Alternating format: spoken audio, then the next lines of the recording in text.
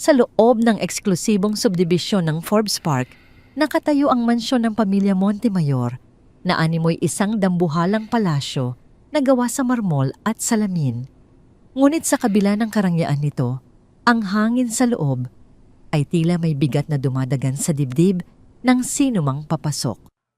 Ang katahimikan ay nababasag lamang ng matinis na tunog ng pilak na kutsara na tumatama sa porselanang mangkok. Sa malawak na silid-kainan nakaupo sa dulo ng mahabang mesa si Enzo. 8 taong gulang pa lamang ang batang lalaki, ngunit ang kanyang mga mata ay tila pag-aari ng isang matandang puno ng pagod at lungkot. Ang kanyang pisngi ay humpak at ang kanyang balat ay maputla na parang papel. Sa kanyang harapan, umuusok ang isang mangkok ng bird's nest soup na nagkakahalaga ng libu-libong piso, ngunit ni hindi niya ito tinitingnan. Sa tabi niya ay nakatayo si Doña Imelda, ang malayong pinsan ni Don Antonio na tumatayong tagapamahala ng mansyon. Ang kanyang nangiti ay matamis tingnan, ngunit ang kanyang mga mata ay nanlilisik sa inip. Hinawakan ni Doña Imelda ang panga ng bata nang mahigpit pilit na ibinubuka ang bibig nito. Ang kanyang mga kuko na may pulang cutics ay bumaon sa malambot na balat ni Enzo. "Kumain ka, Senyorito Enzo." Bulong ni Imelda, ang boses ay malambing, ngunit may halong pagbabanta na tanging ang bata lamang ang nakakarinig. "Huwag mong sayangin ang grasya. Alam mo ba kung gaano kamahal ito? Kung hindi ka kakain, mapipilitan akong sabihin sa lolo mo na nag-iinarte ka na naman." Umiling si Enzo. Ang lalamunan niya ay parang nakasarado. Simula nang mawala ang kanyang mga magulang sa aksidente 1 taon na ang nakararaan, nawalan na rin ng lasa ang mundo para sa kanya. Ang bawat subo ng pagkain sa bahay na ito ay parang abo sa kanyang panlasa. "Ayoko po." Mahinang sagot ni Enzo, ang boses ay halos garalgal na. Nawala ang nangiti sa labi ni Imelda. Sa isang mabilis na galaw, hinablot niya ang kutsara at pilit isinubo ang sabaw sa bibig ng bata. Ang mainit na likido ay tumulo sa baba ni Enzo at dumihan ang kanyang mamahaling silk pajamas. "Buksan mo ang bibig mo." Giit ni Imelda, ang kanyang boses ay tumaas ng bahagya ngunit nanatiling kontrolado. "Kailangan mong lumakas. Paano ka magiging tagapagmana ng Montemayor Group kung para kang tuyot na dahon?" Sa bugso ng takot at inis, tinabig ni Enzo ang kamay ni Imelda. Ang mangkok ay tumilapon. Isang malakas na pagkabasag ang umalingaw-ngaw sa buong silid nang humampas ang porselana sa sahig. Ang mainit na sabaw ay kumalat sa mamahaling Persian rug na parang isang maitim na mantsa ng dugo. Natigilan ang lahat ng katulong na nakatayo sa gilid. Maging si Imelda ay napaatras, ang kanyang muka ay namula sa galit. Akmang sasampalin niya ang bata nang biglang bumukas ang dambuhalang pinto ng silid-kainan. Pumasok si Don Antonio, ang patriarka ng pamilya. Sa edad na 68, ang kanyang tindig ay nananatiling matikas at ang kanyang presensya ay sapat na upang mapayuko ang sinuman sa takot. Nakasandal siya sa kanyang tungkod na may ulong ginto habang tinititigan ang kalat sa sahig. "Anong nangyayari dito?" Ang tanong ni Don Antonio, ang boses ay malalim at dumadagundong sa katahimikan. Agad na nagbago ang anyo ni Imelda. Mula sa pagiging malupit ang kanyang mukha ay napalitan ng labis na pag-aalala at lungkot. Lumuhod siya sa tabi ng basag na mangkok at nagsimulang magpulot ng mga piraso, sadyang ipinapakita ang pagiging martir. "Patawad, Don Antonio." Garalgal na sabi ni Imelda, tila maiiyak. "Sinubukan ko lang po siyang pakainin. Nag-alala ako dahil ilang araw na siyang hindi kumakain ng maayos. Pero tinabig niya ang mangkok. Siguro ay galit siya sa akin." Bumaling ang tingin ni Don Antonio sa kanyang apo. Nakita niya ang panginginig ng mga balikat ni Enzo, ang mga mata nitong puno ng takot. Ngunit sa paningin ng matanda ito ay rebellion. Nakikita niya ang katigasan ng ulo ng kanyang yumaong asawa sa mga mata ng bata. "Enzo," tawag ni Don Antonio. Totoo ba ito? Gustong sumigaw ni Enzo. Gusto niyang sabihin na sinasaktan siya ni Imelda kapag walang nakatingin. Gusto niyang sabihin na ang pagkain ay lasang-lason dahil sa mga salitang kasabay nito. Ngunit nang subukan niyang magsalita, walang boses na lumabas. Tanging hikbi lamang ang kumawala sa kanyang dibdib. Ang katahimikan ni Enzo ay tinanggap ni Don Antonio bilang pag-amin. Bumuntong hininga ang matanda, isang tunog ng labis na pagkadismaya. Linisin niyo ito. Utos ni Don Antonio sa mga katulong nang hindi tumitingin sa apo. Kung ayaw niyang kumain, huwag niyo siyang pilitin. Kapag nakaramdam siya ng gutom, siya mismo ang maghahanap ng pagkain. Tumalikod ang matanda at lumabas ng silid. Iniwan ang kanyang apo sa pangangalaga ng babaeng lihim na nagpapahirap dito. Nang makalabas na ang Don, dahan-dahang tumayo si Imelda. Pinagpag niya ang kanyang palda at lumapit sa tainga ni Enzo. Narinig mo ang lolo mo. Bulong ni Imelda, ang boses ay kasing lamig ng yelo. Wala siyang pakialam sa'yo. Kahit mamatay ka sa gutom, hindi siya iiyak. Mas mabuti pang ibigay na lang sa anak ko ang mana dahil ikaw, isa ka lang pabigat. Iniwan ni Imelda si Enzo na nakatayo sa gitna ng silid, nanginginig at nag-iisa. Ang mga salitang yon ay bumaon sa puso ng bata. Pabigat. Walang may pakialam. Kinahapunan habang abala ang mga katulong sa paghahanda para sa isang dinner party na dadaluhan ng mga kasosyo sa negosyo. Nakita ni Enzo ang isang pagkakataon. Isang malaking truck ng catering service ang pumasok sa service gate sa likod ng mansyon. Bukas ang likod ng truck habang nagbababa ng mga kagamitan ang mga tauhan. Walang nakapansin sa maliit na anino na gumapang mula sa hardin patungo sa sasakyan. Ang puso ni Enzo ay tumitibok nang mabilis, halos sumabog ito sa kanyang dibdib. Ito na ang pagkakataon niya. Kung walang may gusto sa kanya dito, mas mabuting mawala na lang siya. Sumampa si Enzo sa likod ng truck at nagtago sa likod ng mga nakatumbang kahon ng prutas. Niyakap niya ang kanyang mga tuhod at ipinikit ang kanyang mga mata. Ilang sandali pa naramdaman niya ang pag-ugong ng makina ng sasakyan. Isang malakas na panginginig ang dumaloy sa sahig ng truck habang nagsisimula itong umandar. Narinig niya ang mabigat na tunog ng bakal na gate na sumasarado ang tunog ng kanyang kalayaan. Habang papalayo ang truck, mula sa Forbes Park ang malamig na hangin ng Maynila ay humampas sa mukha ni Enzo. Sa kauna-unahang pagkakataon, sa loob ng 1 taon, hindi amoy air freshener at gamot ang nalalanghap niya. Amoy ito ng usok ng alikabok at ng buhay. Hindi alam ni Enzo kung saan siya dadalhin ng truck. Ang alam lang niya kahit saan ay mas mabuti kaysa sa gintong hawla na tinatawag nilang tahanan.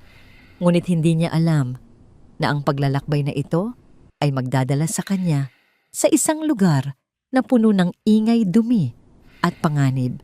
Ngunit doon din niya matatagpuan ang lasa ng pagmamahal na matagal na niyang hinahanap. Sinasalubong si Enzo ng nakakapasong init ng araw at dagat ng mga tao. Ang hangin ay mabigat, puno ng amoy ng usok ng mga sasakyan, piniritong pagkain sa tabi ng kalsada at pawis ng mga nagmamadaling dumaan. Nang bumaba siya mula sa nakatagong bahagi ng truck ng delivery, tila siya isang maliit na isda na inihagi sa isang malawak at magulong karagatan ng Quiapo. Wala siyang kilala, wala siyang pupuntahan. Ang kanyang mamahaling damit ay may bahid na ng alikabok at ang kanyang sapatos na galing pa sa Europa ay nabalot ng putik mula sa mga eskinita. Nagsimulang maglakad si Enzo, hindi alam ang direksyon. Puno ng takot ang kanyang mga mata habang tinitingnan ang mga nagtatawagang tindero at ang mga siksikang mamimili. Sa kanyang pagkawala sa sarili, hindi niya napansin ang isang mabilis na tricycle na paparating sa kanyang gawi. Isang malakas at mahabang busina ang umalingaw-ngaw, kasunod ang galit na boses ng driver na sumisigaw upang tumabi ang bata. Sa sobrang gulat na paatras si Enzo. Nawalan siya ng balanse na tisod sa gilid ng bangketa at tuluyang bumagsak sa maalikabok na semento. Nagasgas ang kanyang tuhod at nakaramdam siya ng hapdi, ngunit mas nangingibabaw ang takot sa kanyang dibdib. Bago pa man siya makatayo, isang kamay ang umabot sa kanya. Tumingala si Enzo at nakita ang isang batang kasing edad niya.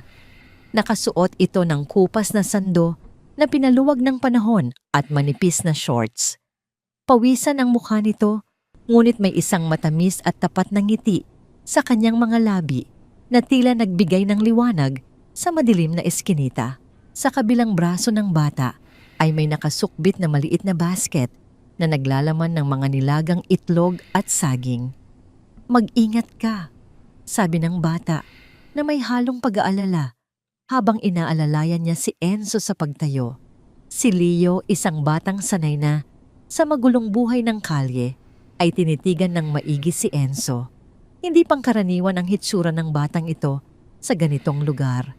Sa kabila ng mga dumi sa kanyang damit at putik sa sapatos, halatang mamahali ng kanyang mga gamit. Ngunit ang mas napansin ni Leo ay hindi ang mga suot nito, kundi ang pamumutla ng mukha ni Enzo at ang panginginig ng mga balikat nito. "Ako si Leo," nakangiting pakilala ng bata, sabay pagpag sa damit ni Enzo. "Naliligaw ka ba? Mukhang hindi ka sanay rito." Hindi nakasagot agad si Enzo.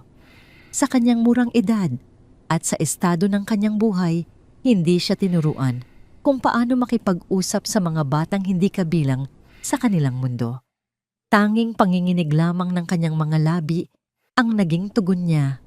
Wala siyang pera, wala siyang lakas, wala rin siyang kasama. Bago pa man siya makapagsalita, isang malakas na pag-ungol ang nagmula sa kanyang tiyan.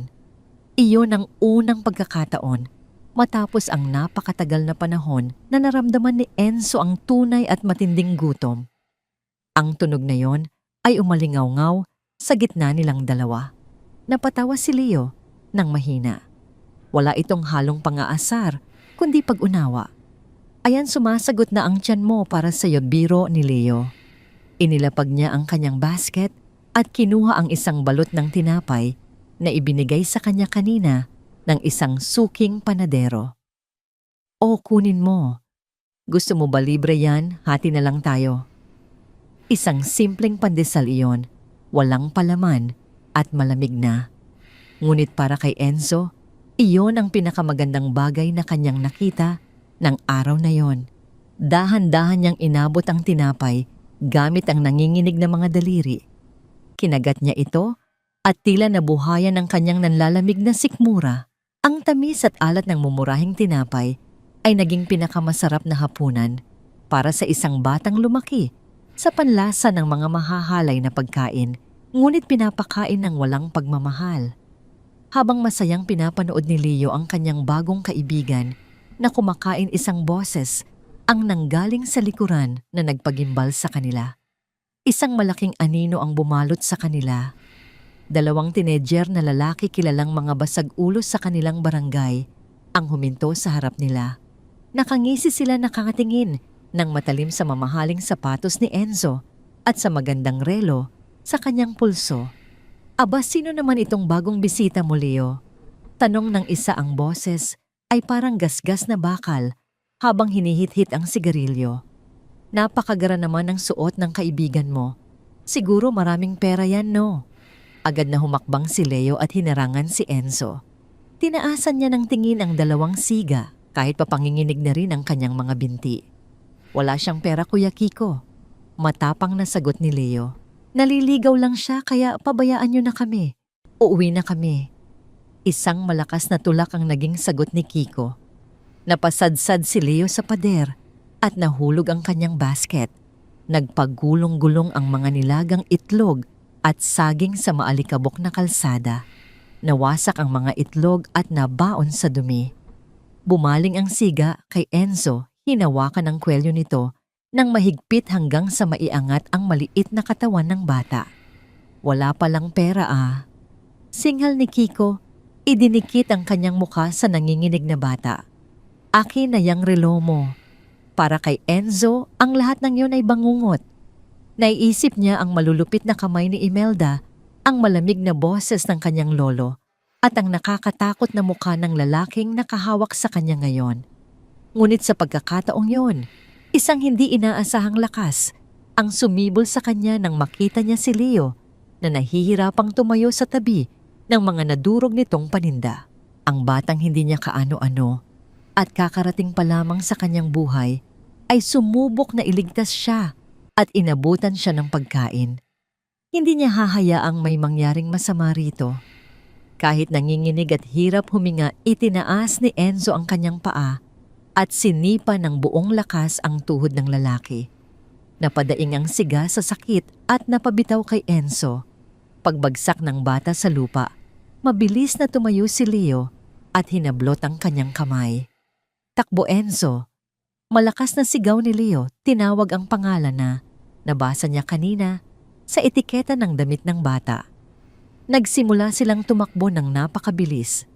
Pumasok sila sa mga masisikip na eskinita ng Quiapo, tinatahak ang mga palikong daan na parang isang serye ng magulong labirinto. Ang mga matataas na boses ng naghahabol na siga ay unti-unting lumabo habang lumiko sila sa likod ng isang pamilihan ng isda at isiniksik ang kanilang mga sarili sa isang maliit na espasyo sa pagitan ng dalawang tindahan hanggang sa tuluyan silang makaiwas. Nakahinga ng maluwag ang dalawang bata nang maramdaman nilang ligtas na sila. Nakahawak si Enzo sa kanyang dibdib na wari naghahabol sa hiningang tinangay ng takot at pagod. Napaupo si Leo sa sahig na semento habang pinupunasan ng pawis at alikabok sa kanyang mukha gamit ang dulo ng kanyang sando. Hinding-hindi ko na uulitin magbenta doon, bulong ni Leo habang umiiling-iling. Nang mapansin niya ang pag-aalala ni Enzo, muli siyang ngumiti ng malapad. Ayos ka lang ba, Enzo? Ang tapang mo roon, ha? Sana napanood mo ang sarili mo. Sumandal si Enzo sa malamig na pader at sa unang pagkakataon, makalipas ang halos 1 taon ng pamumuhay sa pighati at katahimikan, naramdaman niyang unti-unting lumalawig ang isang mahina at tapat na ngiti sa kanyang mga labi. Salamat, mahinang tugon ni Enzo. Ang kanyang lalamunan ay tuyong-tuyo, ngunit ang kanyang puso ay puno ng kagaanan.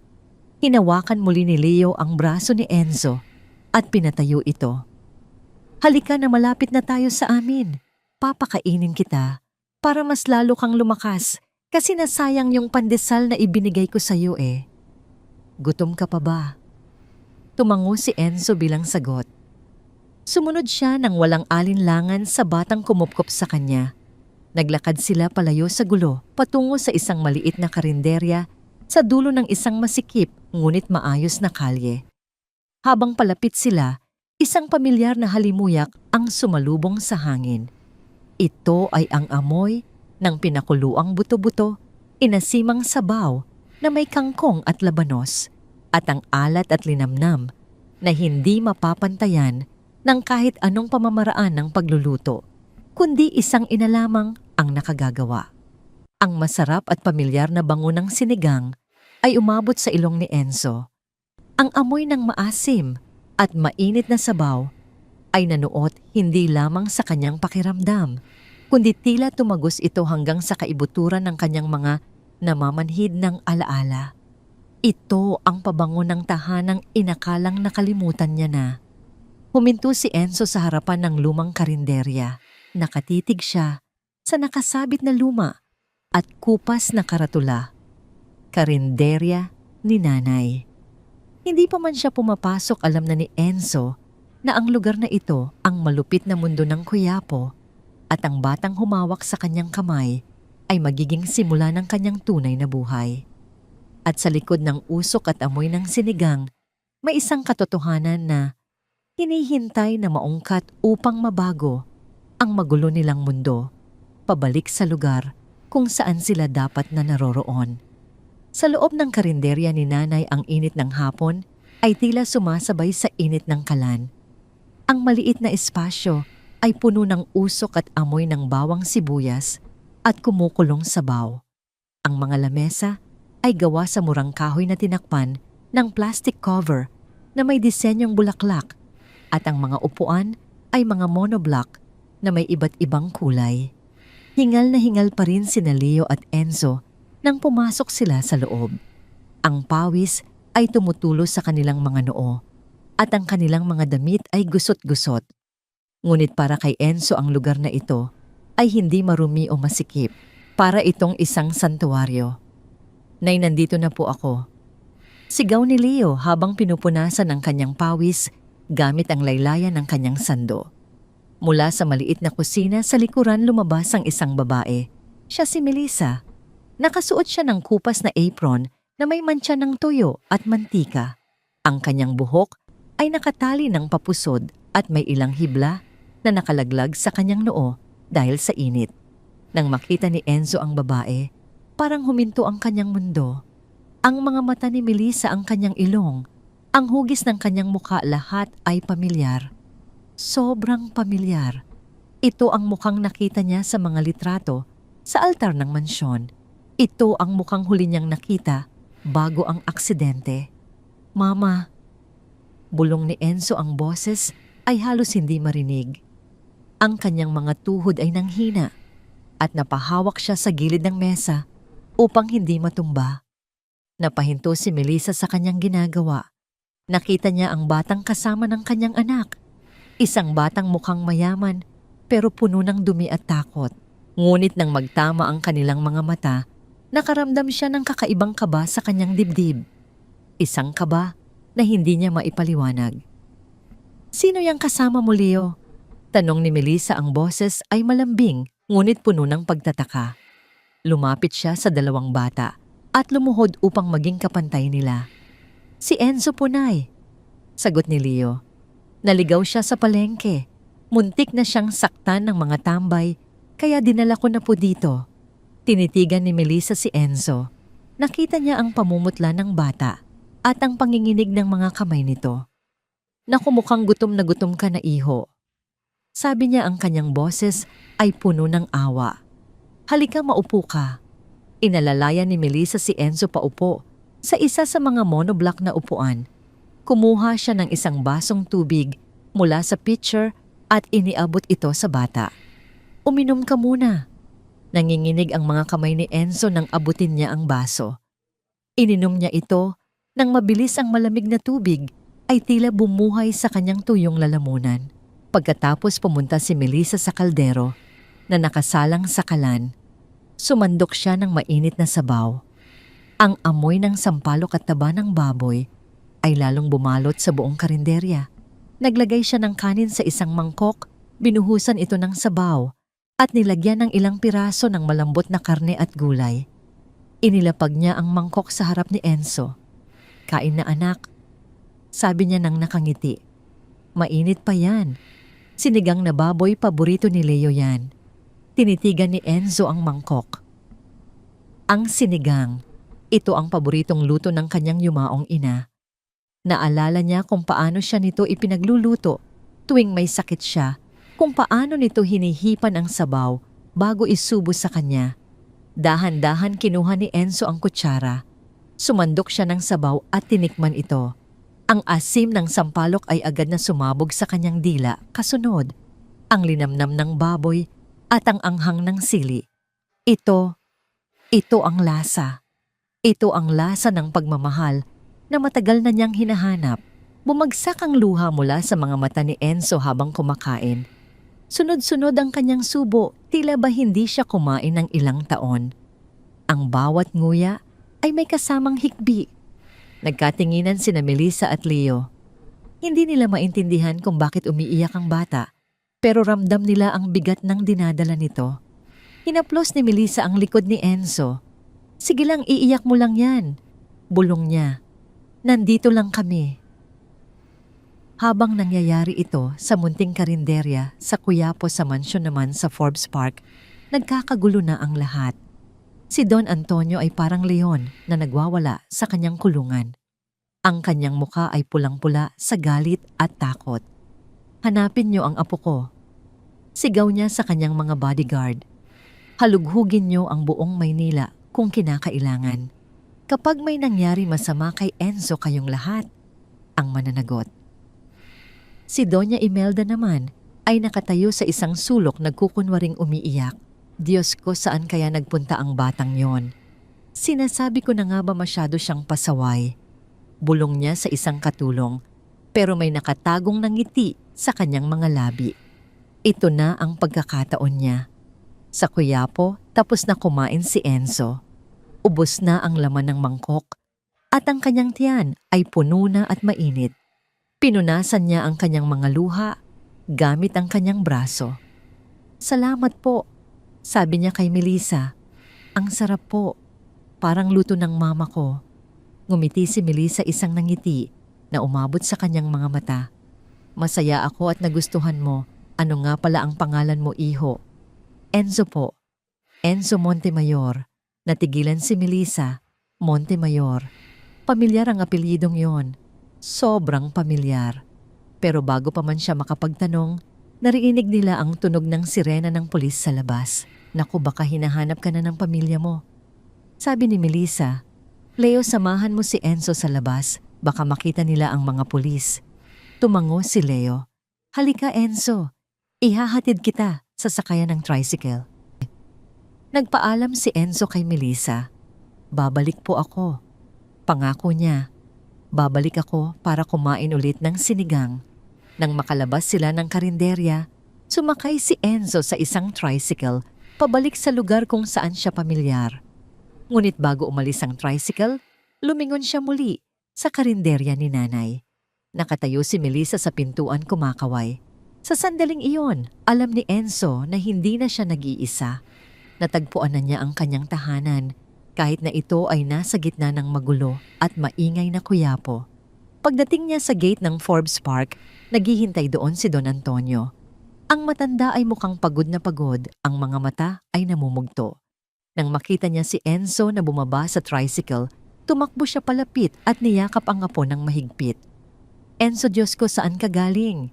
Tanong ni Don Antonio, ang boses ay nanginginig. Tumingala si Enzo sa kanyang lolo. Ang kanyang mukha na dati ay maputla at malungkot ngayon ay may kulay na ng buhay. Kumain po ako, lolo. Sagot niya nang nakangiti. Kumain po ako ng pinakamasarap na sinigang sa buong mundo. Napatingin si Don Antonio sa mukha ng apo. May kakaibang ningning sa mga mata nito. Isang ningning na matagal na niyang hindi nakikita.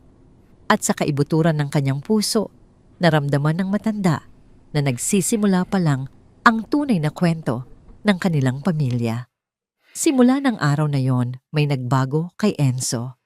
Ang batang dating tila anino na naglalakad sa mga pasilyo ng mansyon ng mga Montemayor ay nagkaroon na ng buhay. Kumakain na siya ng maayos kahit paunti-unti.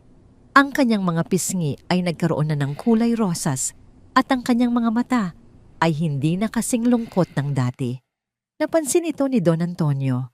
Madalas niyang mahuli ang kanyang apo na nakangiti mag-isa habang nakatingin sa malayo. Minsan naririnig niya itong humuhuni ng isang pamilyar na tono habang naglalaro sa hardin. Isang tono na matagal na niyang hindi naririnig sa loob ng bahay na ito. Ngunit ang hindi alam ni Don Antonio, may itinatagong lihim si Enzo. Tuwing hapon pagkatapos ng kanyang homeschooling, tumatakas si Enzo. Ginagamit niya ang service gate sa likod ng mansyon kung saan dumadaan ang mga delivery truck at mga hardinero. Suot ang kanyang lumang hoodie at cap, sumasakay siya ng tricycle patungo sa sakayan ng jeep at mula roon ay bumibiyahe siya papuntang Quiapo. Doon sa gitna ng ingay at gulo ng palengke, naghihintay si Leo. O Enzo, nandito ka na naman? Bati ni Leo na may malapad na ngiti. Akala ko ba grounded ka? Tumakas lang ako. Sagot ni Enzo sabay kindat. Gusto ko ulit matikman ang luto ni Tita Melissa. Si Melissa, ang babaeng kamukha ng kanyang ina. Tuwing nakikita siya ni Enzo, parang bumabalik ang lahat ng magagandang alaala. Ang amoy ng kanyang apron, ang init ng kanyang yakap, ang lambing ng kanyang boses. Sa karinderya ni nanay, Tinuturuan ni Melissa si Enzo ng mga gawaing bahay. Tinuruan niya itong maghimay ng kangkong, magbalat ng sibuyas at maghugas ng pinggan. Para sa isang batang lumaki na may mga katulong na gumagawa ng lahat, para sa kanya ito ay isang bagong mundo. "Ganito, Enzo," sabi ni Melissa habang hawak ang kamay ng bata. Dahan-dahan lang sa paghiwa ng kamatis para hindi ka masugatan. Sinubukan ni Enzo. Medyo nanginginig ang kanyang kamay pero sinikap niyang sundin ang turo ni Melissa. Nang matapos siya, tiningnan niya ang kanyang gawa nang may pagmamalaki. "Ang galing mo naman," pupuri ni Melissa sabay gulo sa buhok ni Enzo. "Pwede ka na maging chef balang araw." Namula ang pisngi ni Enzo sa tuwa. "Talaga po?" "Oo naman, basta magsanay ka lang." Isang hapon, habang naguhugas sila ng pinggan ni Leo, nadulas ang isang baso sa kamay ni Enzo. Bumagsak ito sa semento at nabasag. Natigilan si Enzo. Ang takot ay agad na bumalot sa kanya. Naalala niya ang nangyari sa mansyon nang mabasag niya ang mangkok ng bird's nest soup. Naalala niya ang galit ni Imelda, ang sigaw ni Don Antonio. Nanginig si Enzo at napaiyak. "Sorry po, hindi ko po sinasadya." Nagulat si Leo at si Melissa. Lumapit agad si Melissa at lumuhod sa harap ng bata. "Enzo anak, bakit ka umiiyak?" Tanong niya ng mahinahon. "Baso lang yan. Wala namang nasaktan, di ba?" Tiningnan ni Enzo si Melissa. Wala siya nang makitang galit sa mukha nito. Wala ring panghuhusga. Tanging pag-aalala lang. Hindi po kayo galit?" Tanong ni Enzo habang sumisinghot. Umiling si Melissa at ngumiti. "Bakit ako magagalit? Aksidente lang naman yun. Ang mahalaga, hindi ka nasugatan." Kinuha ni Melissa ang isang walis at pandakot. "Tulungan mo na lang ako maglinis, okay?" Habang pinupulot nila ang mga bubog, naramdaman ni Enzo ang isang kakaibang init sa kanyang puso. Ito pala ang pakiramdam ng isang pamilya. Isang pamilyang hindi nagagalit sa maliliit na pagkakamali. Isang pamilyang nagtutulungan sa halip na magsisihan. Ngunit hindi alam ni Enzo na ang kanyang lihim ay hindi mananatiling lihim ng matagal. Sa mansyon, si Doña Imelda ay hindi mapakali. Napapansin niya ang madalas na pagkawala ni Enzo tuwing hapon. At nang tingnan niya ang CCTV footage sa service gate, nakita niya ang bata na sumasakay sa tricycle palabas ng subdibisyon. "Saan ka pumupunta, batang pasaway?" Bulong ni Imelda habang nakatitig sa monitor.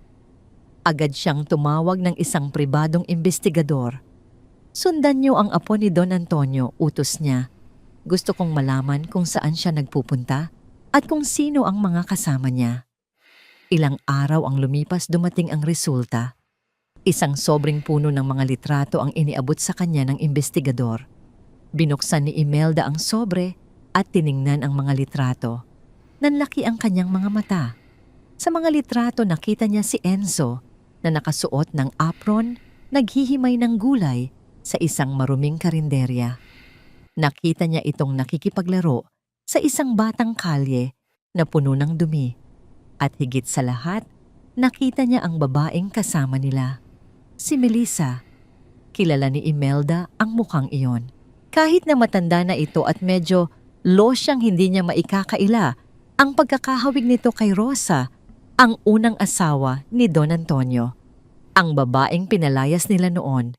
Napangisi si Imelda, isang nangisi ng demonyo. Kaya pala, bulong niya, kaya pala nagbago ang ugali ng bata. Nakita na pala niya ang kanyang tita. Tinawagan niya agad ang kanyang anak na si Marco na kasalukuyang nag-aaral sa ibang bansa pero pauwi na para sa bakasyon. "Marco, umuwi ka na agad," sabi ni Imelda. "May problema tayo.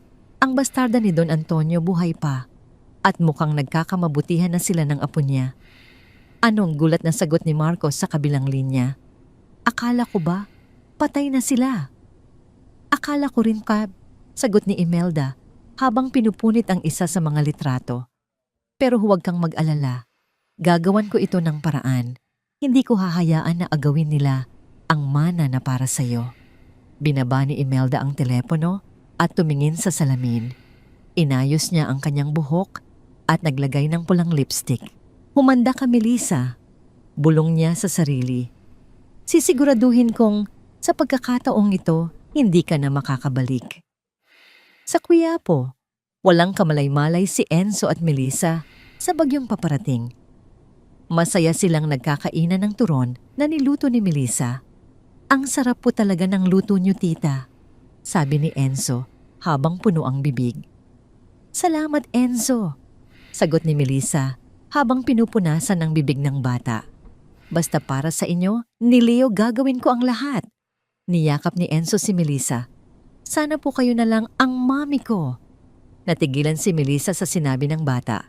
Tinitigan niya ito ng matagal at nakaramdam siya ng kirot sa kanyang puso. Kung alam lang sana ni Enzo. Pero bago pa man siya makapagsalita, biglang kumulog ng malakas. Nagbabadya ang ulan.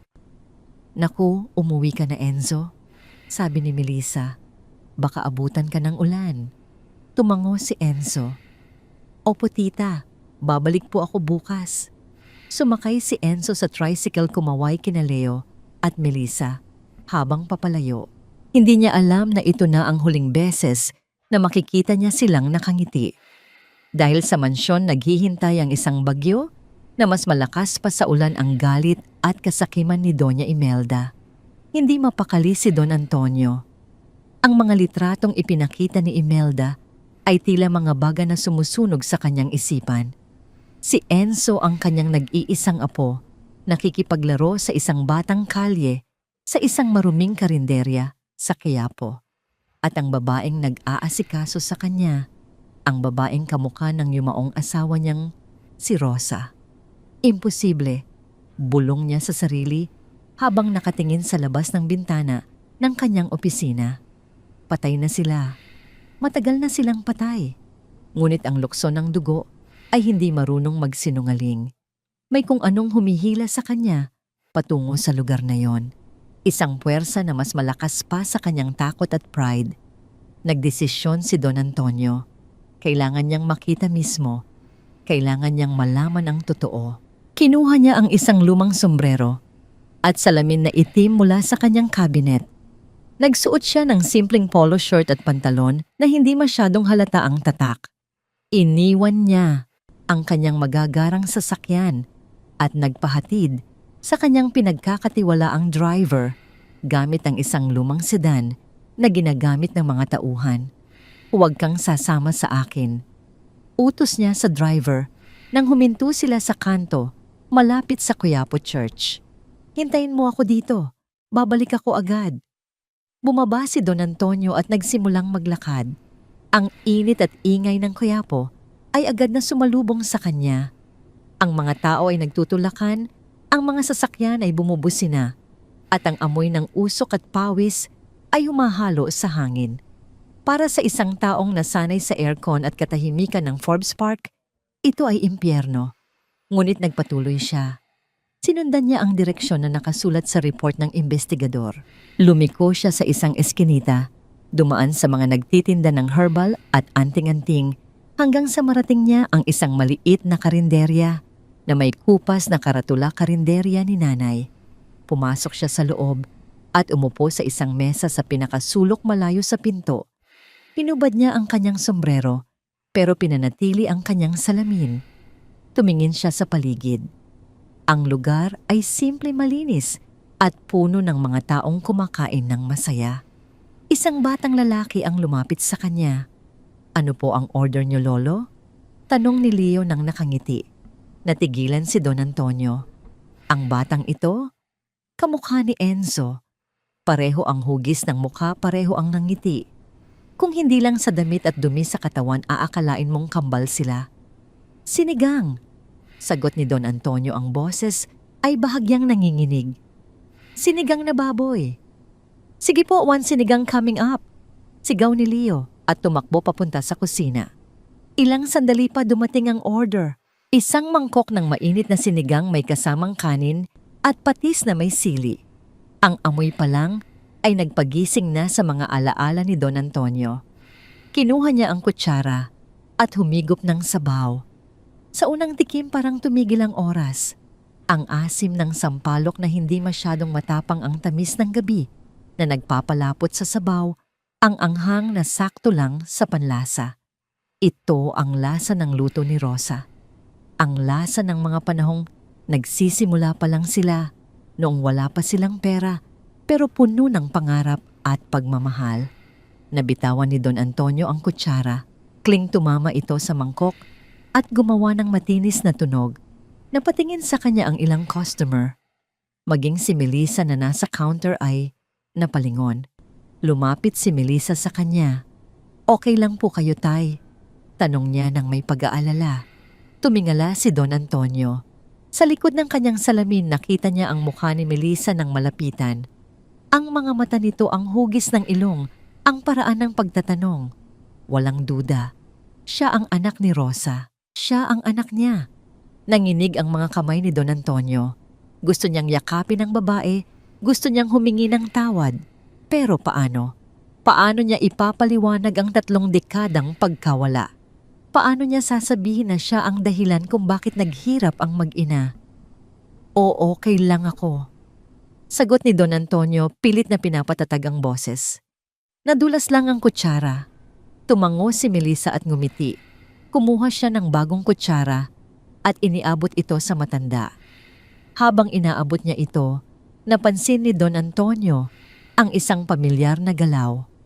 Ang paghawi ni Melissa ng buhok sa kanyang tenga gamit ang hinliliit. Iyon din ang ginagawa ni Rosa kapag nahihiya o kinakabahan. Bumalik si Melissa sa counter para asikasuhin ang ibang customer. Sinundan siya ng tingin ni Don Antonio. Ang puso ng matanda ay parang pinipiga sa sakit at pagsisisi. Habang kumakain, napansin ni Don Antonio na iniwan ni Melissa ang isang baso ng tubig na ininuman nito sa isang mesa na kaliligpit lang. Ito na ang pagkakataon. Tumingin si Don Antonio sa paligid. Walang nakatingin. Mabilis niyang kinuha ang baso, binalot ito sa panyo at isinilid sa kanyang bag. Tumayo siya at nagbayad. Iniwan niya ang sukli sa mesa at nagmamadaling lumabas. Paglabas niya ng karinderya, sumandal siya sa pader at huminga ng malalim.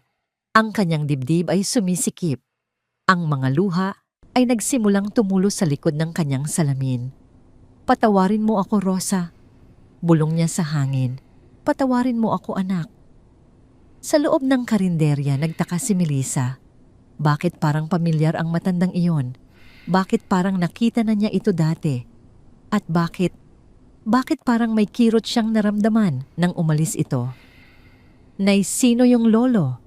Tanong ni Leo habang nagliligpit ng pinagkainan. "Hindi ko alam, anak." Sagot ni Melissa habang nakatingin sa pintuan. Pero parang malungkot siya. Hindi alam ni Melissa na ang matandang yon ay ang kanyang ama. Ang amang akala niya ay patay na. Ang amang magbabago ng takbo ng kanilang buhay magpakailanman. Habang naglalakad pabalik sa sasakyan, hawak-hawak ni Don Antonio ang baso sa loob ng kanyang bag. Ito ang susi. Ito ang magpapatunay sa lahat. At kapag napatunayan niya na si Melissa ay anak niya, gagawin niya ang lahat para bumawi. Gagawin niya ang lahat para ibalik ang mga taong nawala. Pero hindi niya alam may mga mata ring nakatingin sa kanya. Sa di kalayuan, nakaupo sa loob ng isang tinted na SUV si Doña Imelda. Nakita niya ang lahat. Nakita niya ang pagpasok at paglabas ni Don Antonio sa karinderya. "Sinasabi ko na nga ba," bulong ni Imelda habang nakangisi. Alam na niya. Kinuha niya ang kanyang telepono at tinawagan ang kanyang mga tauhan. "Simulan niyo na ang plano," utos niya. "Huwag niyong hahayaan na makalapit ang babaeng yan sa pamilya Montemayor." Sa gabing iyon, habang tahimik na natutulog ang mag-inang Melissa at Leo, hindi nila alam na ang kanilang simpleng buhay ay malapit ng gumuho. Ang mga multo ng nakaraan ay nagising na at hindi sila titigil hanggat hindi sila nakakapaghiganti. Nagising si Enzo na mabigat ang pakiramdam, hindi dahil sa sakit kundi dahil sa isang masamang pangitain. Ilang araw na siyang hindi nakakatakas papuntang Quiapo dahil hinigpitan ni Doña Imelda ang seguridad sa mansyon. Bawat galaw niya ay may nakabantay na bodyguard. Bawat labas-pasok sa gate ay sinusuri. Para siyang bilanggo sa sariling pamamahay. Lolo, pwede po ba akong lumabas daw?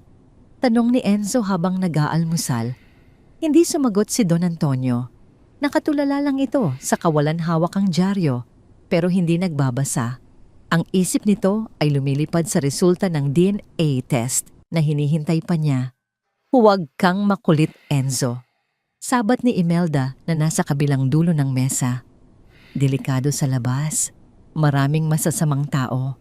Tiningnan ni Enzo si Imelda. Ang ngiti nito ay matamis, pero ang mga mata ay nanlilisik. Alam ni Enzo na may binabalak ang babaeng ito. Ramdam niya ang lamig sa bawat salitang binibitawan nito. Kinahapunan, habang nasa kwarto si Enzo at nagkukunwaring nag-aaral, nakarinig siya ng usapan sa labas ng pinto. Sigurado ka ba dyan? Tanong ni Imelda sa kausap sa telepono. Sige, gawin niyo na. Siguraduhin niyong walang makakaligtas sa kahihiyan. Kinabahan si Enzo. Sino ang tinutukoy niya sa kuyapo? Abala si Melissa sa pagluluto ng sinigang. Ang amoy ng sampalok at baboy ay pumupuno sa karinderya. Si Leo naman ay masiglang naglilinis ng mga mesa. Nay, ang bango naman yan. Puri ni Leo. Siguradong dadayuhin tayo ng mga suki. Ngumiti si Melissa. Siyempre specially yan. Luto ni nanay eh. Biglang huminto ang isang itim na van sa harap ng karinderya.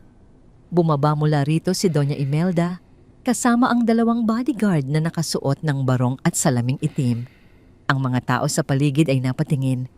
Ang ganda ng suot ni Imelda, isang silk blouse at designer skirt, ay agaw pansin sa gitna ng maruming palengke. Pumasok si Imelda sa karinderya na parang reyna na bumibisita sa mga alipin. Magandang hapon. Bati niya pero ang tono ay puno ng sarkasmo. Ito ba ang sikat na karinderya ni nanay? Natigilan si Melissa. Hindi niya kilala ang babaeng ito pero ramdam niya ang bigat ng presensya nito. Opo ma'am, ano po ang maipaglilingkod namin? Tiningnan ni Imelda ang paligid ng may pandidiri. Hinawakan niya ang isang upuan gamit ang dulo ng kanyang daliri at pinunasan ito ng panyo na parang nandidiri sa alikabok. Nabalitaan ko na dito kumakain ang apo ni Don Antonio, sabi ni Imelda habang nakatitig ng diretso sa mata ni Melissa. Si Enzo Montemayor. Nanlaki ang mga mata ni Melissa. Enzo apo ni Don Antonio ang batang naligaw na pinakain niya. Apo pala ng isang bilyonaryo. Opo, nagpupunta po siya dito minsan. Sagot ni Melissa medyo nauutal. Kaibigan po siya ng anak ko. Tumawa ng malakas si Imelda. Isang tawa na walang bahid ng saya. Kaibigan, wag mo akong patawanin, Miss. Melissa, tama ba? Lumapit si Imelda kay Melissa. Alam ko ang mga katulad mo. Ginagamit niyo ang mga bata para makalapit sa mayayaman, para makahingi ng limos, para makapanloko. Hindi po totoo yan. Sigaw ni Leo na sumingit sa usapan. Humarang siya sa harap ng kanyang ina. Mabait po si Enzo. Wala kaming hinihingi sa kanya. Tiningnan ni Imelda si Leo ng masama. Tumabi ka, batang hamog. Sa isang mabilis na galaw sinampal ni Imelda si Leo. Ang tunog ng sampal ay umalingaw-ngaw sa buong karinderya. Natumba si Leo sa sahig. Napahawak siya sa kanyang pisngi na agad na mula. Leo, sigaw ni Melissa at lumuhod para yakapin ang anak. Anong karapatan mong saktan ang anak ko? Tumingin si Melissa kay Imelda. Ang mga mata ay puno ng galit at luha. Umalis ka dito. Wala kang karapatan sa pamamahay ko. Ngumisi lang si Imelda. Kumuha siya ng isang makapal na sobre mula sa kanyang bag at inihagis ito sa mukha ni Melissa. Ang mga perang papel ay nagkalat sa sahig, libo-libong piso. Hayan, sabi ni Imelda, bayad yan sa abala at bayad yan para lumayo kayo sa buhay namin. Huwag na kayong magpapakita kay Enzo o kay Don Antonio. Kung hindi sisiguraduhin kong wala na kayong matitirhan sa mundong ito. Tumayo si Melissa. Pinulot niya ang mga pera at ibinato pabalik kay Imelda. Hindi namin kailangan ng pera mo. Sigaw ni Melissa. Lumayas ka. Nagulat si Imelda sa tapang ng babae. Wala pang nakagawa niyan sa kanya. Pero sa halip na magalit, lalo lang siyang natuwa. Mas masarap sirain ang mga taong lumalaban. Tingnan natin kung hanggang saan ang tapang mo. Bulong ni Imelda. Umalis si Imelda kasama ang kanyang mga bodyguard. Iniwan niya ang mag-ina na umiiyak sa gitna ng karinderya. Sa mansyon nalaman ni Enzo ang nangyari. Nakita niya si Imelda na bumalik na may ngiti ng tagumpay. Narinig niya itong kausap si Don Antonio sa sala. Tito, pinuntahan ko yung babae sa Quiapo. Sabi ni Imelda nagkukunwaring concern. Sinubukan kong kausapin ng maayos pero nagalit siya. Humingi pa ng pera. Sabi niya, kung hindi daw tayo magbibigay, ipapahiya niya tayo sa media. Sinasabi ko na nga ba manggaganso yon? Nanlaki ang mga mata ni Don Antonio. Totoo ba yan, Imelda? Opo, Tito. At ang masama pa, ginagamit niya ang bata para saktan si Enzo. Sabi niya, kung hindi daw tayo magbibigay, hindi na natin makikita si Enzo. Napaupo si Don Antonio. Ang sakit sa kanyang dibdib ay bumalik. Ang babaeng akala niya ay anak niya. Niloloko lang pala siya si Enzo na nakikinig sa hagdan ay hindi makapaniwala. Alam niyang nagsisinungaling si Imelda. Alam niyang mabait si Melissa. Tumakbo si Enzo papunta sa kwarto niya at nilakang pinto. Umiyak siya nang umiyak. Wala siyang magawa. Wala siyang kakampi. Pero sa labas ng bintana, nakikita niya ang langit na dumidilim. Parang alam ng panahon na may masamang mangyayari at tama siya. Dahil sa gabing iyon magsisimula na ang tunay na unos. Ang gabi sa Forbes Park ay karaniwang tahimik, ngunit sa loob ng mansyon ng mga Montemayor, ang hangin ay kasing bigat ng tingga. Hating gabi na, ngunit ang ilaw sa pribadong opisina ni Don Antonio ay nananatiling bukas. Nakaupo ang matanda sa kanyang leather chair, ang mga mata ay nakatitig sa kawalan. Ang mga salita ni Doña Imelda tungkol kay Melissa ay patuloy na naglalaro sa kanyang isipan na parang sirang plaka. Manggaganso, ginagamit ang bata para mangikil. Hindi maari. Pabulong na daing ni Don Antonio mariing ipinikit ang kanyang mga mata. Ang mga mata niya, ang galaw niya, si Rosa yon. Ang katahimikan ay nabasag ng 3 mabibigat na katok sa pinto na gawa sa mahogany. Pumasok utos ni Don Antonio, ang boses ay paos at pagod. Bumukas ang pinto at pumasok si Dr. Valderrama, ang matagal nang pinagkakatiwalaang doktor at kaibigan ng pamilya. Hawak nito sa kanyang kanang kamay ang isang selyadong brown na sobre na may tatak ng isa sa pinakaprestihiyosong laboratorio sa bansa. Agad na napatayo si Don Antonio, ang kanyang tungkod ay muntik nang mahulog sa sahig. Ang kanyang puso ay tumibok ng napakabilis, tila akayatin palabas ng kanyang dibdib. Antonio, panimula ni Dr. Valderrama, ang mukha ay seryoso, ngunit may bahid ng simpatiya. Kakasend lang ng lab, dinala ko agad dito gaya ng utos mo. Kinuha ni Don Antonio ang sobre, nanginginig ang kanyang mga kamay, ang mga ugat sa kanyang likod palad ay litaw na litaw.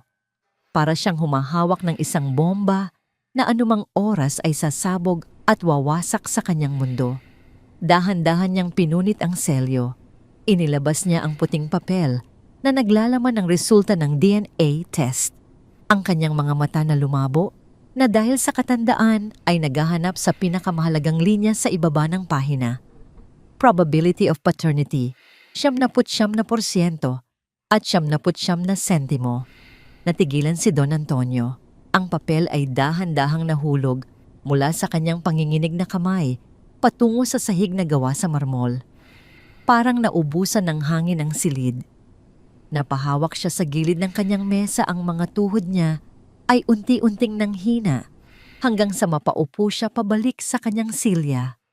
Anak ko siya, bulong ni Don Antonio. Ang kanyang boses ay isang basag na hikbi. Anak ko si Melissa, 3 dekada. 30 taon niyang pinaniwalaan na patay na ang kanyang unang pamilya. 30 taon ng pagsisisi pag-iisa at pagtakbo mula sa kanyang mga kasalanan. At ngayon, nalaman niyang ang babaeng nagpapakahirap magtinda ng sabaw sa isang maingay na palengke sa Quiapo ay nagtataglay ng kanyang sariling dugo. At ang pinakamasakit sa lahat, naniwala siya sa kasinungalingan ni Imelda kahit na sandali. Hinayaan niyang lapastanganin ng kanyang pinsan ang sarili niyang laman at dugo. Napahagulgol si Don Antonio. Ang luhang matagal na niyang pinipigilan ay tuluyan ng kumawala. Tinakpan niya ang kanyang mukha ng kanyang mga palad habang umiiyak ang pinakamakapangyarihang lalaki sa industriya ng pagkain, parang isang batang nawawala. Sa kabilang banda ng lungsod sa tahimik at madilim na eskinita ng Quiapo, gumagalaw na ang kamay ni Doña Imelda. Habang nagluluksa si Don Antonio sa kanyang kwarto, nakatayo si Imelda sa harap ng isang construction site malapit sa palengke. Kasama niya si Marco, ang kanyang anak, nakakarating lang mula sa Amerika, at ang kapitan ng barangay na nabayaran na ng malaking halaga. Sigurado ba kayong bukas din ay mapapaalis na sila? Tanong ni Marco. Ang kanyang boses ay may halong pagmamayabang, isang ugaling minana niya sa ina. Ngumisi si Imelda, ang pulang lipstick ay tila kumikinang sa dilim. Tapos na ang usapan, Marco. Nabili ko na ang titulo ng lupa kung saan nakatayo ang pesteng karinderyang iyon. At ngayong gabi, bago pa man mag-umaga, ipapaklear na natin yon. Wala na silang babalikan. Paano kung magreklamo sila sa pulis? Tanong ng kapitan na may halong kaba. Inilabas ni Imelda ang isang makapal na sobrang puno ng pera at iniabot ito sa kapitan. Ang mga pulis ay hindi makikialam sa isang legal na demolisyon. Basta siguraduhin mong masisira ang lahat ng gamit nila. Gusto kong makita silang gumagapang sa alikabok. Bumalik si Imelda sa kanyang SUV. Ang ngiti ng tagumpay ay hindi maalis sa kanyang labi. Sa wakas, tapos na ang banta sa mana ni Marco. Samantala, sa loob ng mansyon naririnig ni Enzo ang pag-iyak ng kanyang lolo mula sa labas ng opisina. Nakatayo siya sa pasilyo, nakayapak at nakasuot ng pajama. Hindi naiintindihan ni Enzo ang buong kwento, ngunit alam niyang may malaking kinalaman ito kina Tita Melissa at Leo. Sa nakalipas na mga araw, tinanggihan na naman ni Enzo ang kanyang mga pagkain. Ang kanyang mga mata ay muling nawala ng sigla, ang takot na muling mapag-isa ay unti-unting nilalamon siya. Biglang nakarinig si Enzo ng mga yabag paakyat ng hagdan. Ito ay ang driver nilang si Mang Berto. Ang muka ay namumutla at tila nagmamadali. Kailangan kong makausap si Don Antonio. Bulong ni Mang Berto sa sarili. Sumunod si Enzo at sumilip sa nakawangwang na pinto ng opisina. Don Antonio, pasensya na po sa pangiistorbo. Hingal na sabi ni Mang Berto. Halos pumasok na nang walang pasabi. Pinunasan ni Don Antonio ang kanyang mga luha at tumingin ng matalim.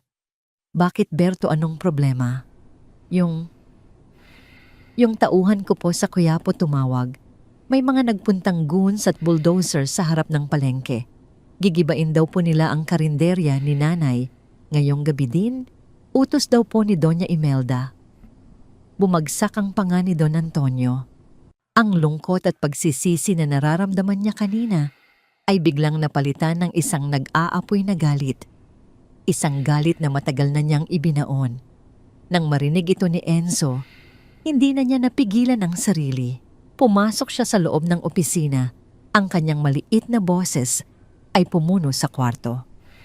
Lolo, tulungan niyo po sila. Tita Melissa, si Leo. Baka saktan nila si Leo. Humagulgol si Enzo, mahigpit na nakahawak sa laylayan ng pantalon ni Don Antonio.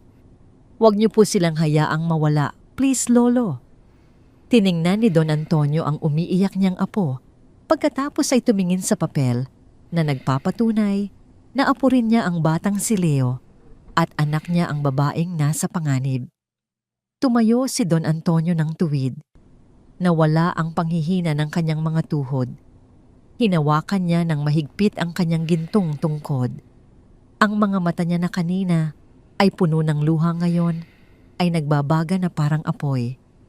Bumalik ang Don Antonio, nakilala ng lahat ang walang awang patriarka, ang haring handang pumatay para sa kanyang pamilya. Berto, utos ni Don Antonio ang boses ay mababa, ngunit dumadagundong sa awtoridad. Ihanda ang Rolls Royce at tawagan mo ang buong security team. Dalhin niyo lahat ng tauhan natin. Walang matitira. Masusunod po, Don Antonio.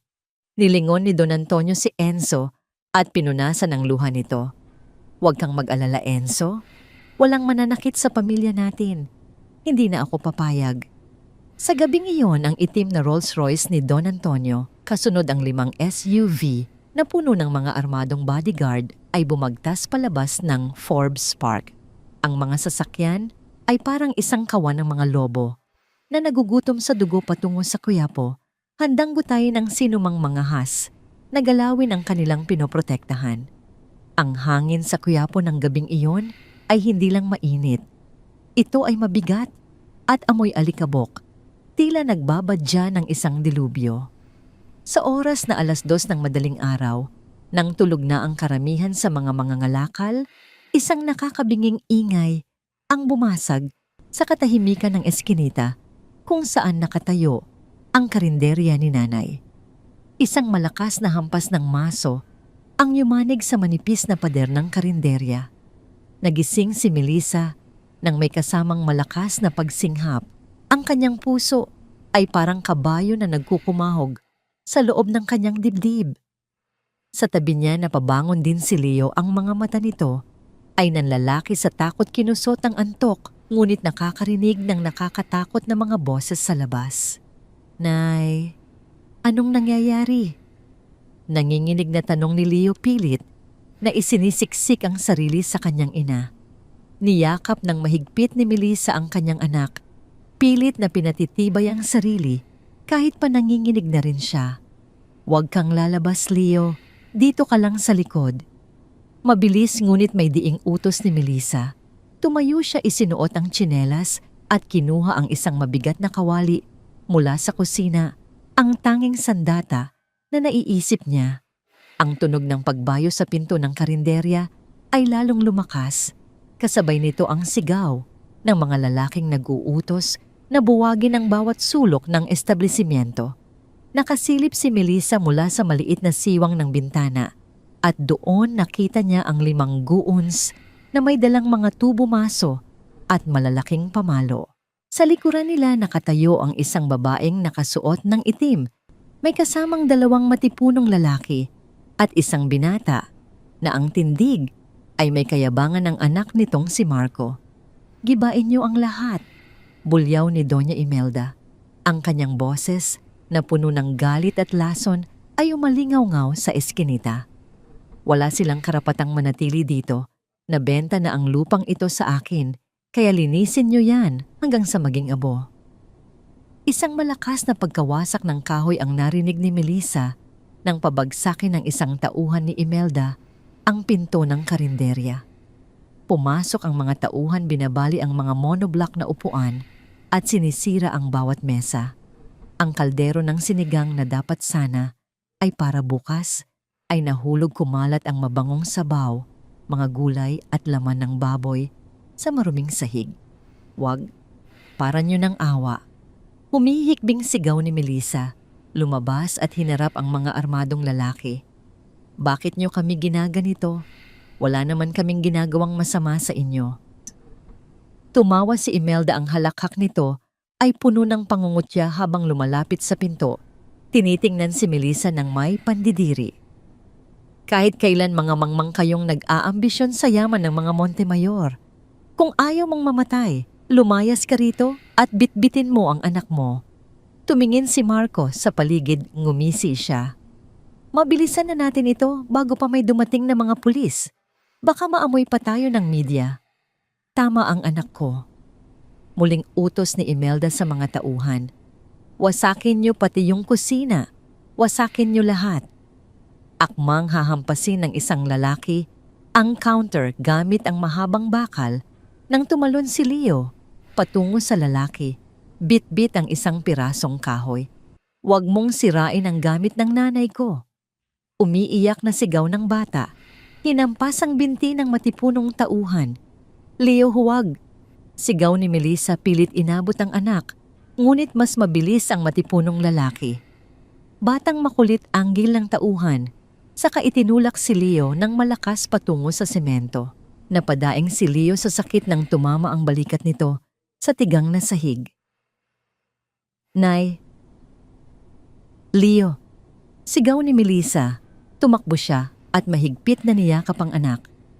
Isang malaking pasa agad ang umusbong sa braso ng bata habang tahimik itong napaiyak sa takot at sakit. Tama na po, sige na aalis na kami. Huwag niyo na po kaming saktan, aalis na kami. Ibinaba ni Melissa ang kanyang ulo na kayuko sa harap ng mga magnanakaw ng kanyang pangarap at hanap buhay. Nanginginig siyang niyakap si Leo, tinatanggap ang kanilang kapalaran.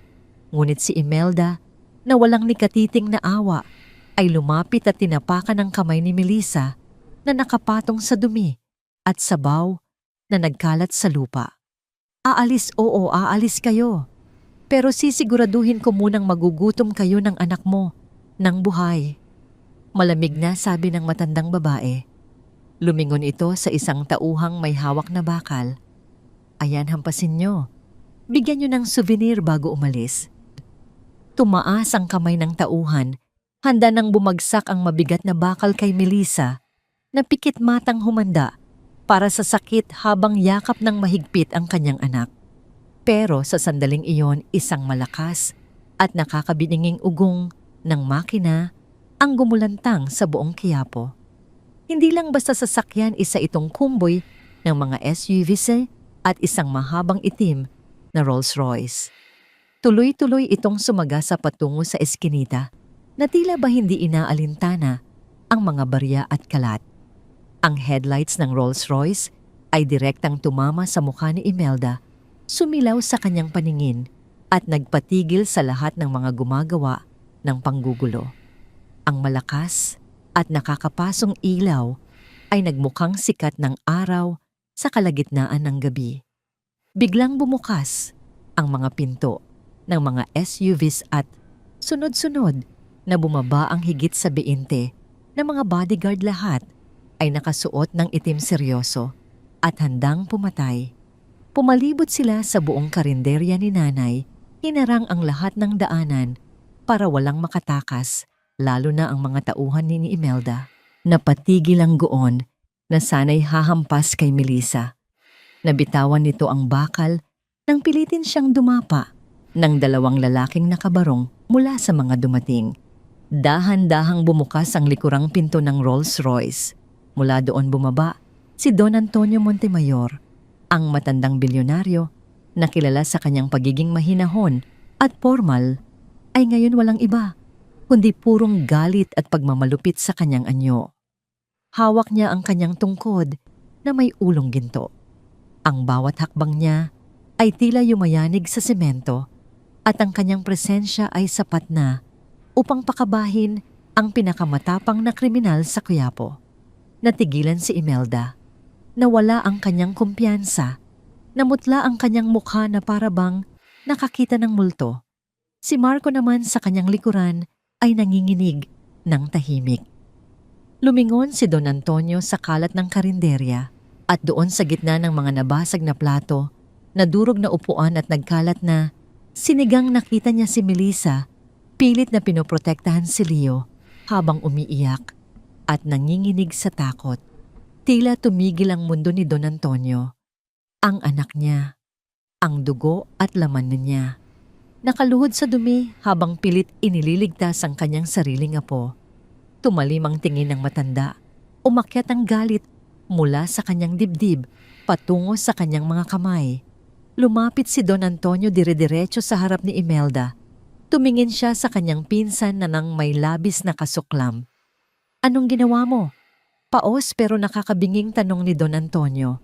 Ang hangin sa Quiapo ay tila huminto sa pag-ikot. Ang ingay ng palengke ang busina ng mga jeepney. Sa malayo ang lahat ay nilamon ng nakakabinging presensya ni Don Antonio. Nakatayo siya sa gitna ng wasak na karinderya. Ang kanyang mga mata ay nag-aapoy sa galit habang nakatitig kay Doña Imelda. Napaatras si Imelda ang kanyang matamis at mapagmataas ng ngiti ay tuluyang nabura na palitan ng hilakbot.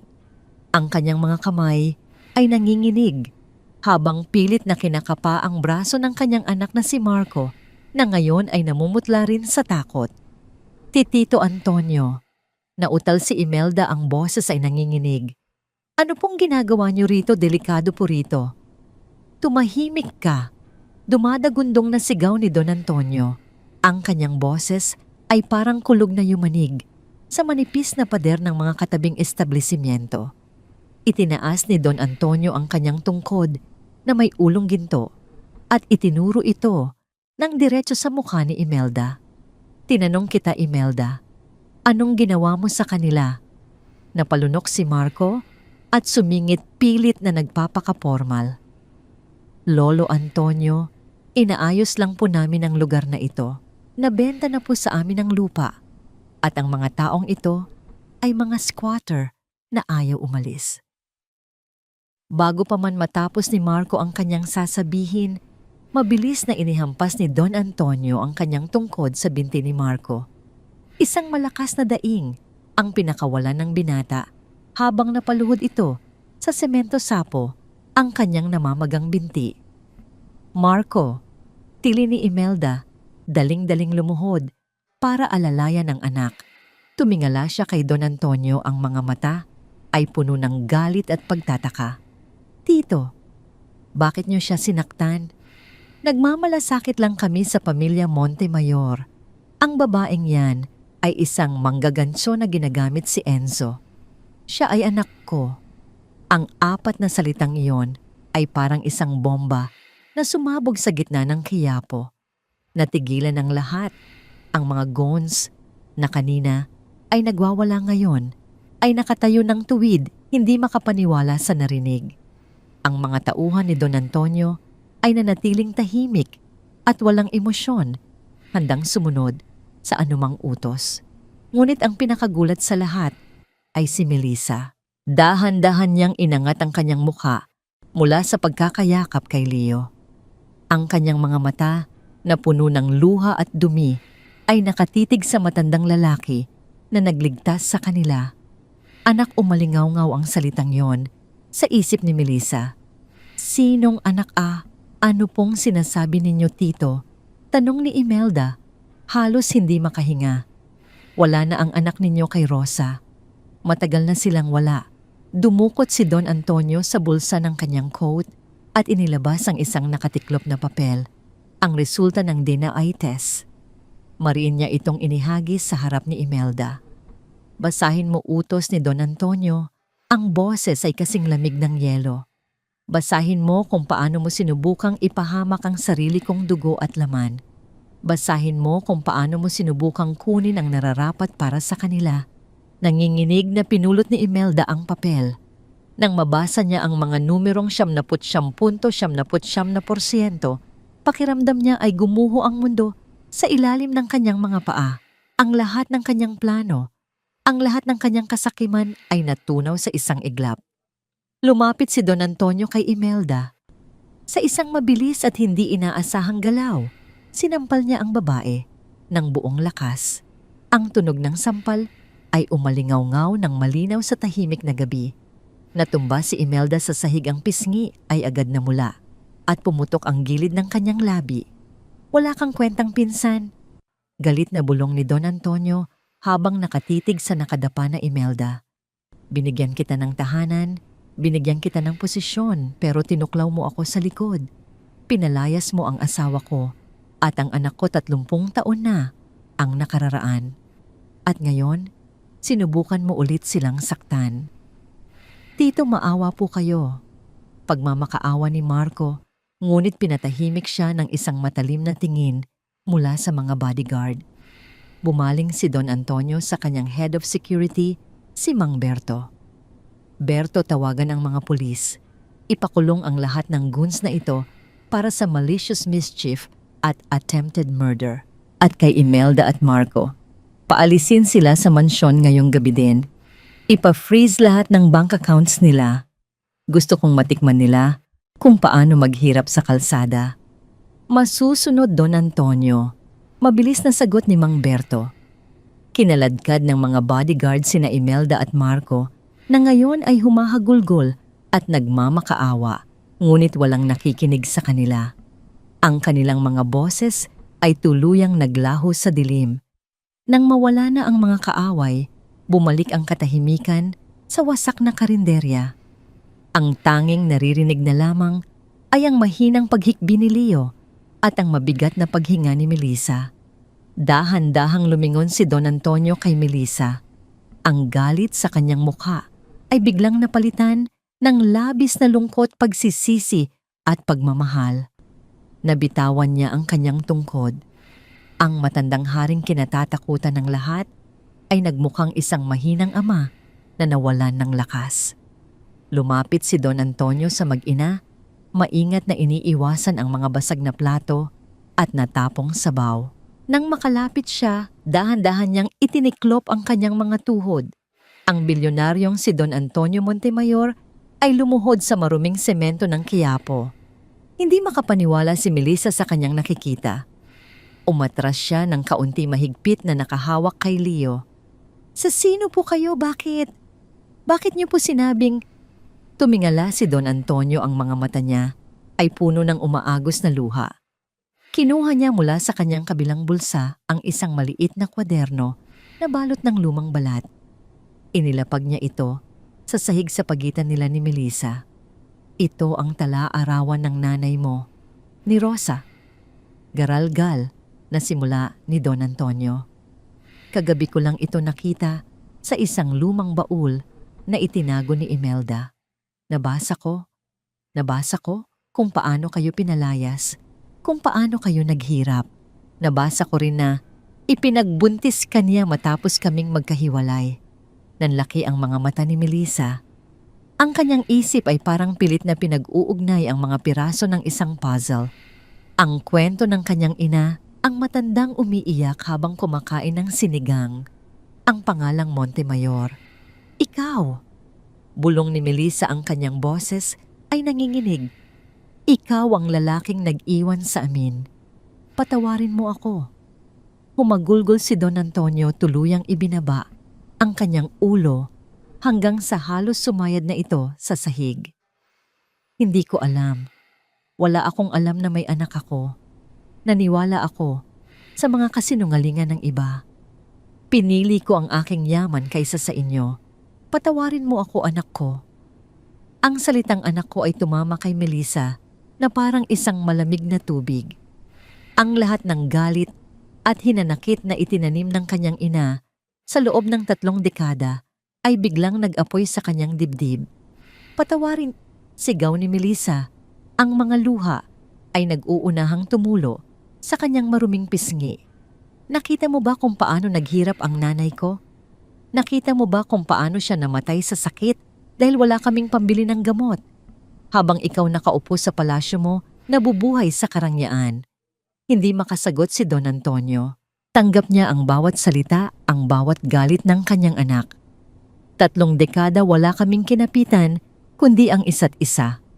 Patuloy ni Melissa, humihikbi ng malakas. Tapos ngayon, babalik ka at sasabihing, anak mo ako. Ang sakit. Ang sakit-sakit. Lumapit si Leo sa kanyang ina at niyakap ito ng mahigpit. Huwag na po kayong umiyak. Nay, bulong ng bata. Tumingin si Leo kay Don Antonio. Hindi pa rin niya maintindihan ng lahat. Ngunit alam niyang ang matandang ito ang nagligtas sa kanila. Dahan-dahang inangat ni Don Antonio ang kanyang mukha. Alam kong wala akong karapatang humingi ng tawad. Alam kong hindi mabubura ng pera ang lahat ng hirap niyo. Pero bigyan mo ako ng pagkakataon, Melissa. Hayaan mong bumawi ang isang amang naging bulag sa napakahabang panahon. Hayaan mo akong maging lolo sa anak mo at lolo muli kay Enzo. Nang marinig ang pangalan ni Enzo na patingin si Melissa sa direksyon ng mga sasakyan, doon mula sa likuran ng isa sa mga SUV, pumaba ang isang batang lalaki na nakasuot ng pajama. Umiiyak ito at mabilis na tumakbo patungo sa kanila. Tita Melissa Leo, humahagulgol na sigaw ni Enzo. Tumakbo siya at mabilis na niyakap ang mag-ina. Hindi napigilan ni Melissa na yakapin din pabalik si Enzo. Ang batang ito, ang apo ng kanyang ama, ang batang naging bahagi na rin ng kanyang puso. Enzo, ligtas ka na, bulong ni Melissa habang hinahaplos ang likod ng bata. Niyakap ni Enzo si Leo at pagkatapos ay tumingin siya kay Melissa. Tita, totoo po ba anak po kayo ni Lolo? Ibig po bang sabihin, pamilya na tayo? Tiningnan ni Melissa si Enzo, pagkatapos ay kay Leo, at sa huli ay nakatitig sa matandang lalaking nakaluhod pa rin sa lupa, umiiyak at naghihintay ng kanyang hatol. Ang galit sa puso ni Melissa ay totoo, ngunit alam din niya na ang dugo ay mas matimbang kaysa tubig. At sa sandaling iyon, habang nakikita niyang magkakasama ang dalawang batang walang ibang gusto, kundi ang pagmamahal ng isang pamilya, naramdaman niyang nagsisimula nang matunaw ang yelo sa kanyang puso. Dahan-dahan lumapit si Melissa kay Don Antonio. Hinawakan niya ang balikat ng matanda. Tumayo na po kayo. Pa! Bulong ni Melissa, ang boses ay mahina, ngunit sapat na para marinig ng matanda. Napaangat ng tingin si Don Antonio. Hindi siya makapaniwala sa narinig niya. Pa!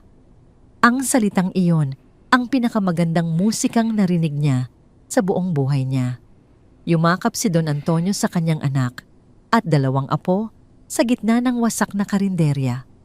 Umiyak silang apat, hindi dahil sa lungkot, kundi dahil sa pag-asa na ang mga sugat ng kahapon ay maaari pang maghilom.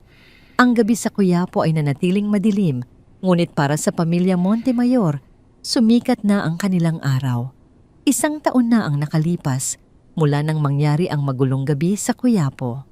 Ang malamig na simoy ng hangin sa buwan ng Disyembre ay nagdadala ng halimuyak ng putubumbong at bibingka mula sa mga simbahang katatapos lamang magdaos ng huling misa de gallo. Ngunit sa loob ng eksklusibong subdibisyon ng Forbes Park, isang kakaibang amoy ang bumabalot sa mansyon ng mga Montemayor. Hindi ito amoy ng mamahaling pabango o mga imported na pagkain mula sa Europa. Ito ay ang pamilyar, mainit at maasim na halimuyak ng palayok na puno ng pagmamahal. Ang mansyon na dati ay tila isang malamig na museo na walang buhay ngayon ay nagliliwanag. Ang mga palamuting pamasko ay kumikinang sa bawat sulok. At ang katahimikan na minsang sumakal sa pamilya ay napalitan ng masayang kwentuhan at halakhak. Sa malawak na kusina na gawa sa makintab na marmol, nakatayo si Melissa. Nakasuot siya ng isang eleganteng pulang bestida, ngunit may nakapatong na simpleng puting apron sa kanyang harapan. Siya na ngayon ang tagapamahala at direktor ng sining sa pagluluto ng Montemayor Group.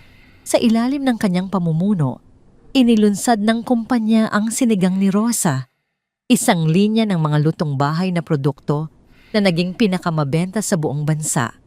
Ibinahagi niya ang lasa ng karinderya sa masang Pilipino at ibinalik niya ang puso sa negosyo ng kanyang ama. Maingat na sinandok ni Melissa ang sabaw mula sa isang malaking kaldero. Tinikman niya ito, ipinikit ang kanyang mga mata at isang matamis na ngiti ang gumuhit sa kanyang mga labi.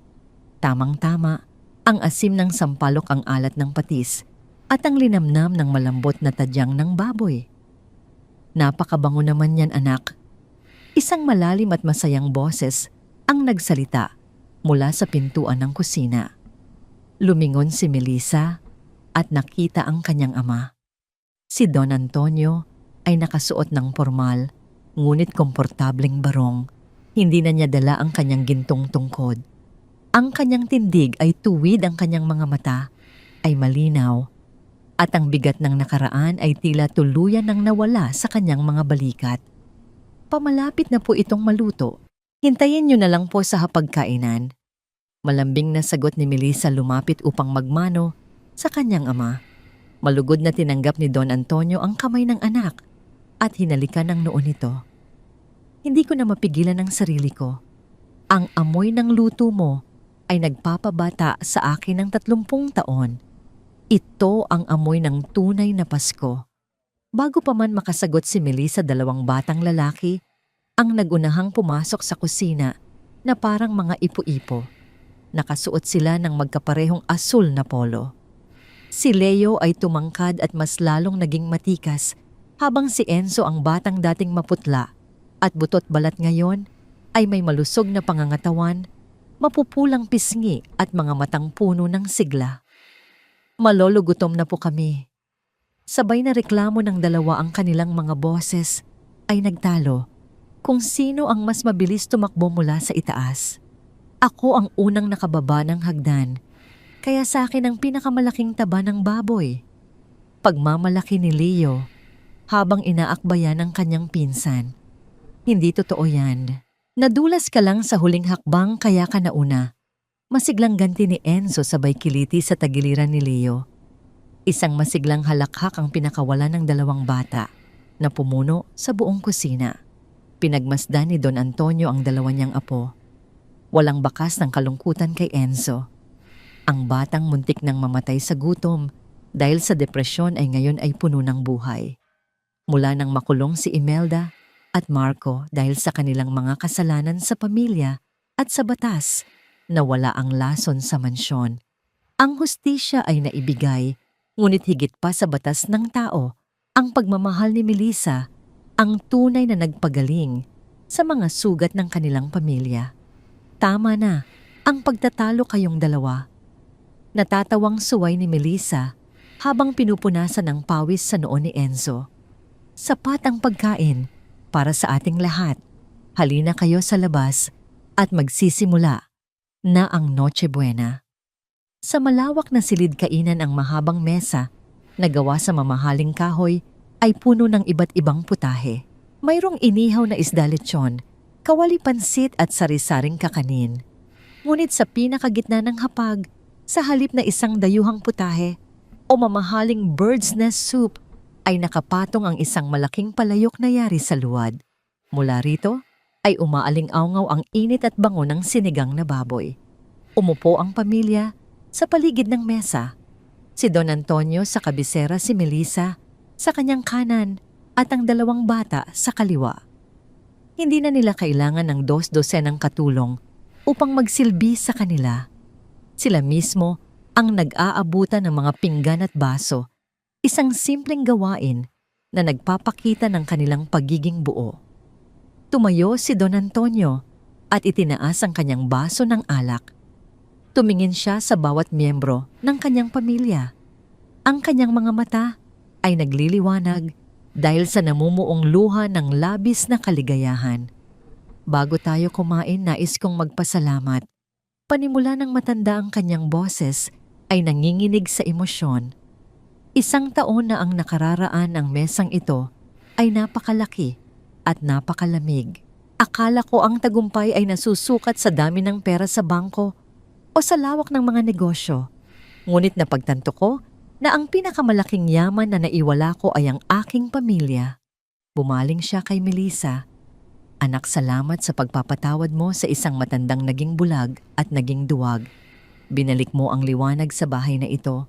Binalik mo ang buhay ko at iniligtas mo ang apo ko. Tumulo ang luha sa mga mata ni Melissa. Hinawakan niya ang kamay ng kanyang ama na nakapatong sa mesa at pinisil ito ng mahigpit. Panakaraan na po iyon. Ang mahalaga ay magkakasama na tayo ngayon. Alam kong masaya na si nanay kung nasaan man siya. Tumingin si Don Antonio sa isang maliit na mesa sa gilid ng silid.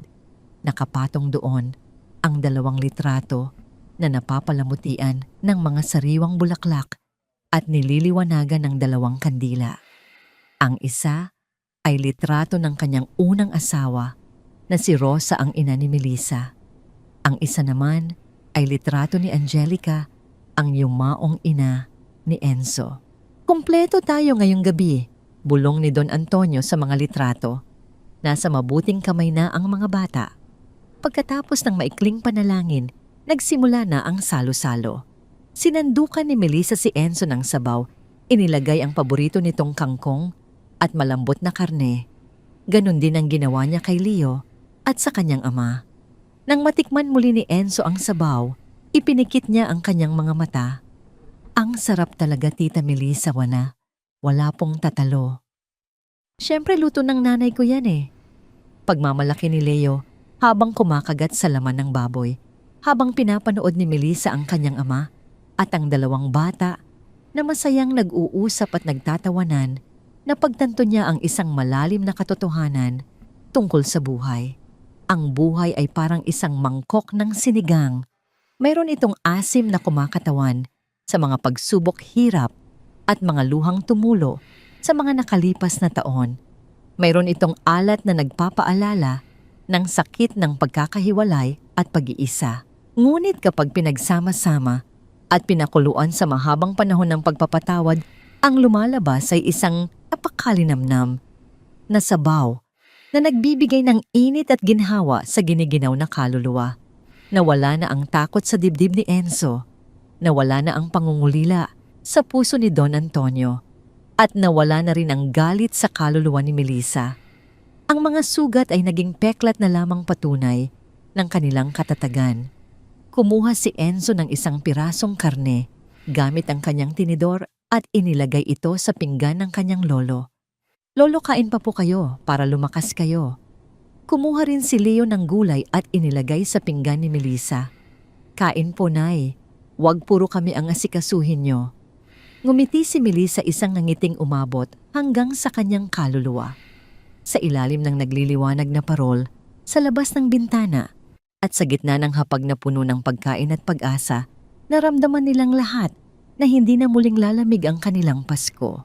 Ang tahanang ito, na minsang naging gintong hawla ng kalungkutan ngayon, ay tunay na pugad ng walang hanggang pagmamahal.